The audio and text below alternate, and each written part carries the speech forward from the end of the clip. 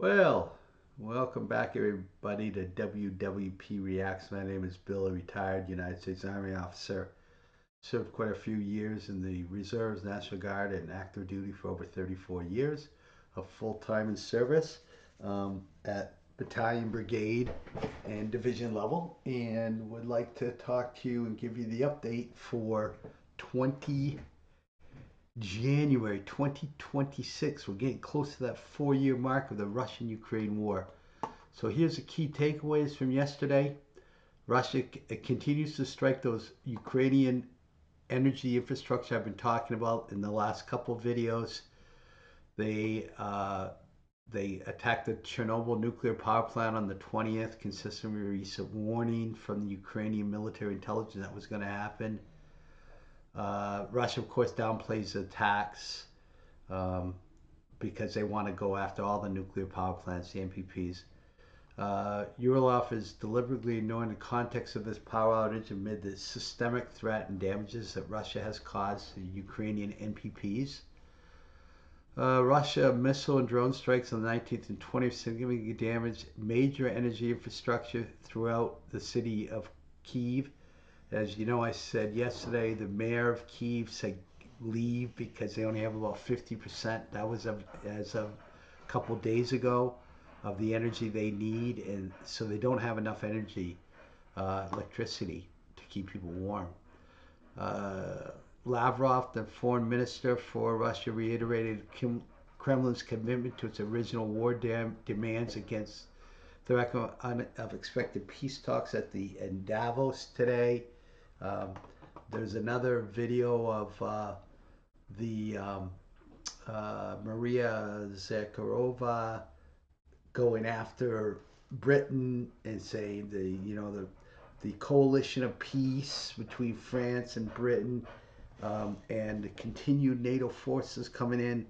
Well, NATO foreign forces coming in to fight for Ukraine, um, is going to be treated um, as an act of aggression against Russia, and they'll be held accountable.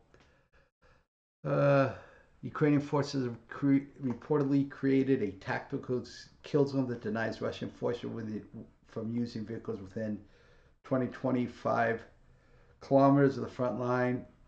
Yeah, they're doing a really good job with that.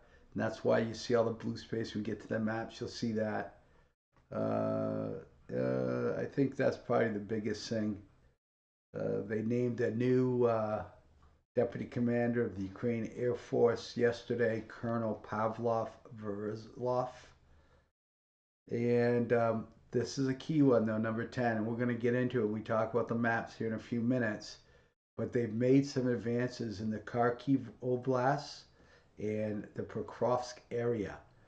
From my recent reporting yesterday, you saw that the Ukrainians were making some counterattacks in the Pokrovsk area. Well, that's been pushed back. You're going to see it in the map in a second. And I've been reporting that they really haven't been making any headways towards Kharkiv. Seems they've shifted some effort up there to try to make that go on. So let's get into our Institute of War findings here. And again, our main effort is Eastern Ukraine. We have a support effort in Northern. I'm not going to talk about that today. We have a subordinate main effort. Number one, the Kharkiv operation. So that's the subordinate main effort for Russia. That's their number one main subordinate effort. Kharkiv. They've made some advances. We're going to get into it. They have a couple other subordinate main efforts, number 2 and 3, to capture Donetsk and Luhansk, and then a support out in the south. We're not going to talk much about that today either. So let's move on and let's get to the Sumy. We're going to pass over that. Nothing's happened there in the Sumy during Russian forces continue offensive operation in northern Sumy Oblast on the 20th, but did not advance. This map is basically the same as it's been for weeks. Okay, so let's move on down and let's get into the main effort. The subordinate main effort, number 1, the Kharkiv Oblast. Russian forces recently advanced in the northern Kharkiv Oblast. Russia made pushes through the Volchansk area, and as you can see, this yellow and reddish striped area, and around Vilicha and this area, the red. This was so this orange area is like, what do they call it? Claimed Russian control over Ukrainian territory. But when they have the red in there, it says Russia now. So Russia claims they own this, right? Um, Ukraine owns the blue. Russia owns the pink and the red, right? Russia claims they own this, but now they're making infiltration. So this is a contested area, but these are the advances that Russia's made in the last couple of days in this area. So that's significant. Uh, I don't need to read all through all that. There's all kinds. There's other areas. There's been no, like, the main effort. Main effort number 2, the Oskil River. They want to push across this river right here and push down and push up. They made some efforts here. This is what I was just showing you in detail. The Volchansk area, the movement here towards Kharkiv. And then they made some significant movement towards Kupiansk here, the Russians did. And we'll get into that in a minute. So they're trying to push into Kupiansk, but they didn't make any progress. So the map, that's kind of stagnant. This isn't stagnant though. This is some push forward. Okay, let's move on down and let's talk about main effort number 3, Donetsk Oblast. In the Donetsk Oblast, the key area we want to talk about is Pokrovsk. We have fighting here. We have fighting near Kramatorsk. This whole belt. There's major areas of fighting, but no real movement. Again, this area here is what Russia owned, quote owned, after 2014 up until the beginning of the war, 2022, and they've taken this other little area in the last 4 years. That's like nothing. After killing, because you know what they want to do. They want to get all of Donetsk, and then they want to push into the Dnipropetrovsk Oblast, and that's why this is a key city, Pokrovsk. Okay, so here's the fortress belt again. I was just talking about. Pretty much the map's kind of stagnant. Sloviansk, this is just a close-up of that area. We're going to move on down, and we're going to talk and get into the Pokrovsk direction. Russian forces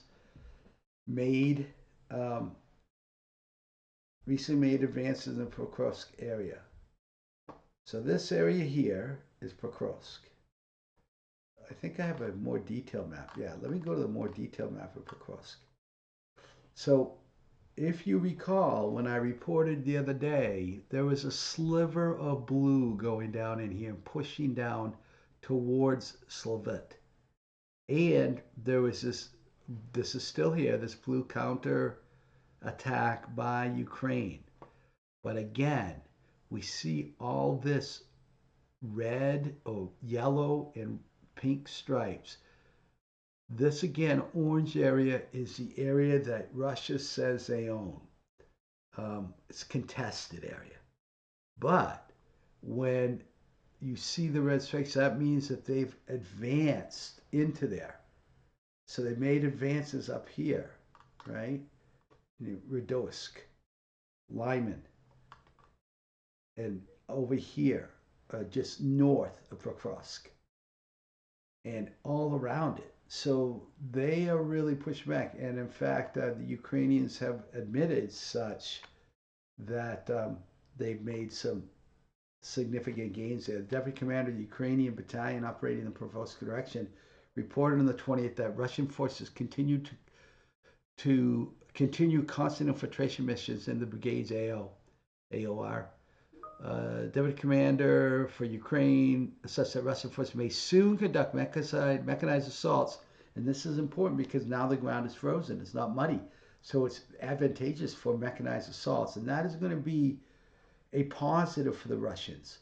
Although the Ukrainians have really done a good job at having a belt. Where's that? A belt of 25 kilometers, a kill zone, if you will, to stop them. Okay, so that's what's going on there. Southern Axis, not a lot going on there, but the big takeaway is that there was movement up the north towards Kharkiv a little bit, made advances. Most of the other is stagnant and moving for Pokrovsk.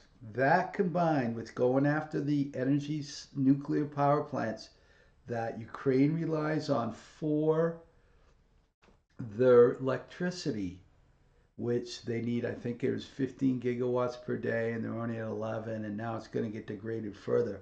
I was talking about that the other day, and how the mayor of Kiev said, "Hey, you know, they need 50% of the people gone because they only have half the electricity they need."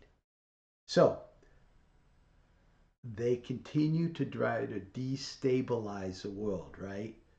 One of the areas they're trying to destabilize, and I'm going to pull this up, is this little video here, and I'll go into it next time. But Russia warns UK over troop plans in Ukraine. Keir Starmer, Macron, and others have gotten together this coalition of peace, if you will, and there are a lot of not Americans, excuse me, ex-NATO fighters fighting in Ukraine in droves. And what Russia's saying to destabilize the world is that, hey, we're going to hold you accountable to those individuals that come in and fight in these foreign divisions, if you will. So, anyways, I think that's what I have for today as far as the updates on the Russian-Ukraine war in 10 minutes um, on January 20th. If you like this content, please, and you like my commentary on it, please let me know. If you don't, let me know that too in the comment section. I'd love to read what you think. And and then, of course, like and subscribe if you'd like to do that. So, thank you very much. Have a great day. Talk to you all soon. WWP Reacts signing off. Bye.